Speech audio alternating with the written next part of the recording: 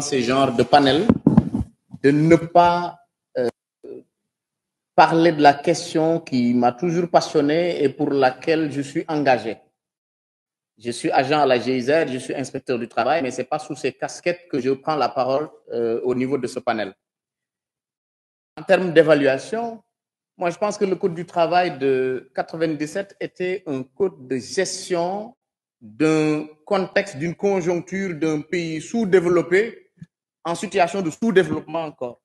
Parce qu'on n'était pas à l'époque du pétrole et du gaz, on n'était pas à l'époque des perspectives économiques qu'on a actuellement, on était pratiquement sous ajustement structurel, ce n'était pas carrément fini. On était aussi juste au lendemain de la dévaluation du franc CFA. Donc le contexte économique était un contexte de vraiment marasme économique où l'endettement, etc., posait problème, où il y a eu beaucoup de sociétés nationales qui ont fermé et il fallait trouver une solution de gestion du moment. Et c'est la raison pour laquelle c'était un code qui a limité les pouvoirs de l'inspecteur du travail, un code qui a limité aussi les fantasmes des employeurs, mais aussi et surtout les ambitions des travailleurs. Donc c'était un code de gestion d'une situation plus ou moins complexe qui fait que personne ne pouvait y trouver son compte, même pas l'inspecteur du travail.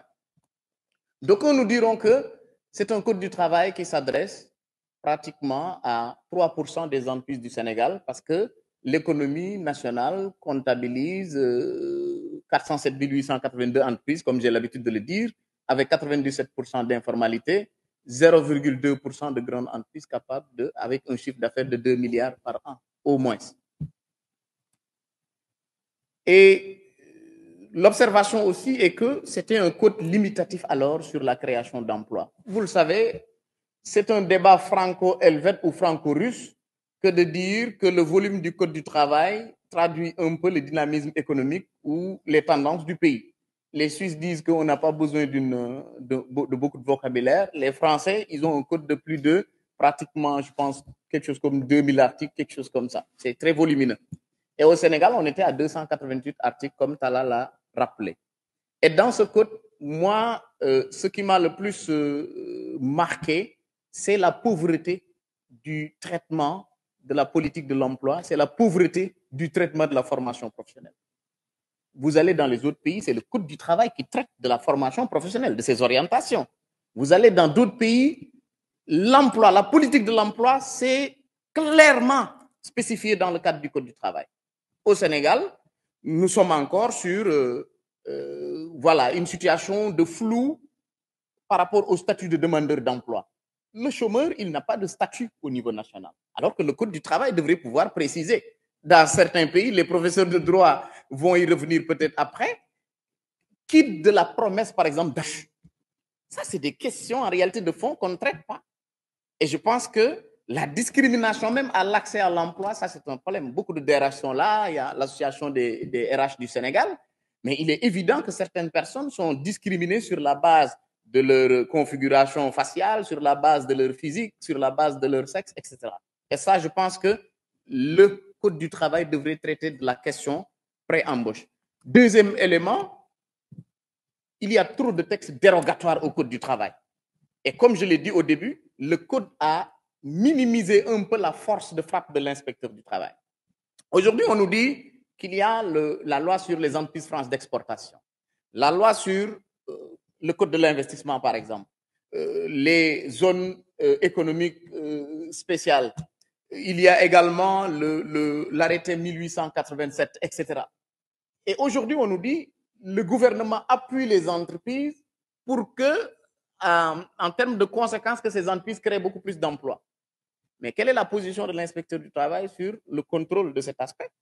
Il y a beaucoup d'entreprises qui bénéficient du code de l'investissement, de 1025 dérogations, qui ne payent pas d'impôts, et pourtant qui, pour la question de départ qui a fait qu'elles ont bénéficié de ces dérogations-là, il n'y a rien en termes de bilan.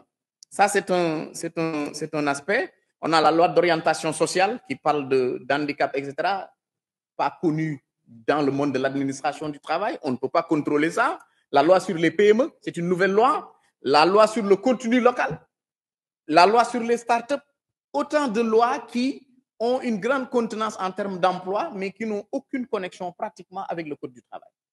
Donc, Si nous voulons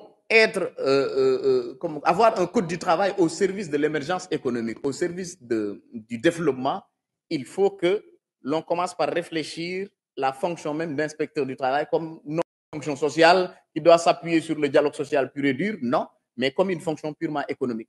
Parce que c'est dans le monde du travail qu'on crée la croissance, c'est dans le monde du travail qu'on distribue les revenus. Il ne servira à rien de faire des bourses de sécurité, etc., si les travailleurs ne se retrouvent pas en réalité dans l'application de la loi. Les services d'emploi, on a le code du travail, mais on parle de services publics d'emploi. Aujourd'hui, quitte d'un RH qui veut créer une entreprise de placement. Ça, ce n'est pas reconnu par le code parce que c'est l'entreprise de travail temporaire que le code du travail reconnaît et non le placement en réalité purement de main-d'œuvre. Aujourd'hui, tous ceux qui sont dans le placement sont complètement dans l'illégalité. Et autre aspect, qu'est-ce qui crée le problème de tous ces Sénégalais à l'étranger qui sont mal embauchés, qui sont maltraités, qui violentent ou qui sont violentés? Parce que la migration de main-d'œuvre n'est pas prévue par les services, les agences de placement privées au Sénégal. C'est le service public qui le fait. Et le service public n'a plus cette maîtrise en réalité de la question. Ça, c'est une question que je voulais aborder. Je vais terminer rapidement par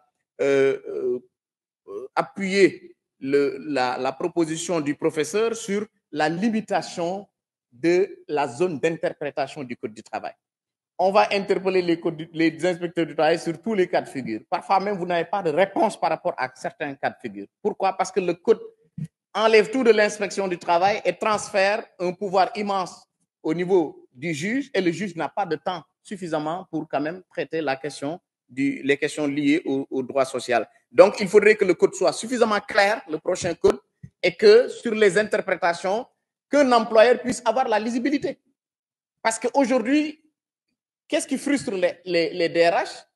C'est qu'on va au tribunal, 98% des procès pratiquement sont perdus par les employeurs. Pourquoi? Parce que systématiquement, ils sont condamnés. Qu'est-ce qui se passe? Le droit n'est pas connu ou les gens se foulent les dispositions de plein gré. Je pense que c'est quelque chose qu'il faut revoir. En tout cas, voilà ce que je voulais apporter à la réflexion, tout en saluant la présence de deux anciens directeurs du travail qui sont dans la salle, M. Sow et M. Thiam, qui nous ont formés à l'École nationale d'administration, qui ont bercé nos premiers pas au niveau de l'administration du travail. Je vous remercie.